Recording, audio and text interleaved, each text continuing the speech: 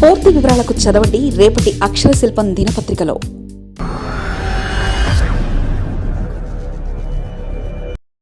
కేవలం పాదయాత్ర మాత్రమే కాదు, హస్తినాసాగరంతో కూడా అందుకుని అందరం ఎక్కాలన్న యోచనలో జగన్.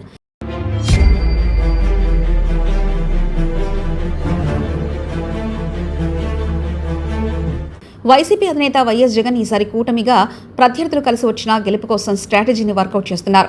ఇందుకోసం ఇప్పటికే హస్తినాలో మంత్రాలు మొదలుపెట్టినట్లు తెలిసిందే. కొందరు కీలక నేతలతో జగన్ నేరుగా సమావేశం కాకపోయినప్పటికీ తన ఆలోచనలు మాత్రం వారికి పంపినట్లు తెలిసిందే. వచ్చే ఎన్నికల్లో టీడీపీ, బీజేపీ, జనసేన కలిసి పోటీ చేస్తే గెలుపు కష్టమేనని చాలా మంది అభిప్రాయపడుతున్నారు. అయితే ముగ్గురు కలిసి పోటీ చేసినప్పటికీ తన గెలుపుకు డోకా లేకుండానే ముందుగానే స్ట్రాటజీని ప్రిపేర్ చేసుకుని వెళ్తున్నారట వైసీపీ అధినేత.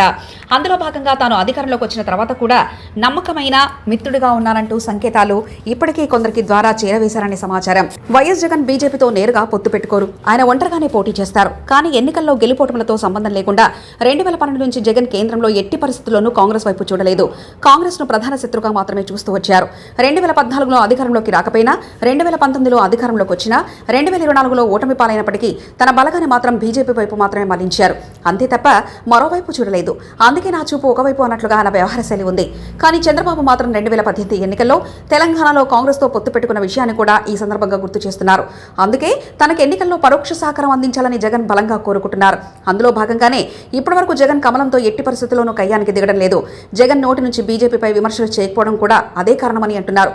మరొక వైపు తాను అధికారంలోకి వస్తే బీజేపీకి అనుకూలమైన పారిశ్రామికవేత్తలకు కూడా రాజ్యసభ పదవులు ఇచ్చిన విషయాన్ని జగన్ గుర్తు చేశారనే టాక్. ఏపీలో ఉన్న ప్రత్యేక పరిస్థితుల దృష్ట్యా తాను నేరుగా పొత్తు పెట్టుకోవడం లేదని, అయినా సరే ఎన్డీఏకు బయట నుంచి తాను మద్దతిస్తానని ఇప్పటికే ఢిల్లీకి సమాచారం చేరవేసినట్లు చెప్తున్నారు.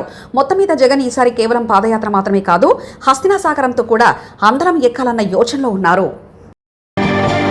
మరిన్ని కథనాల కోసం సబ్స్క్రైబ్ చేసుకోండి మీ అక్షర శిల్పం. పూర్తి వివరాలకు చదవండి రేపటి అక్షర శిల్పం దినపత్రికలో.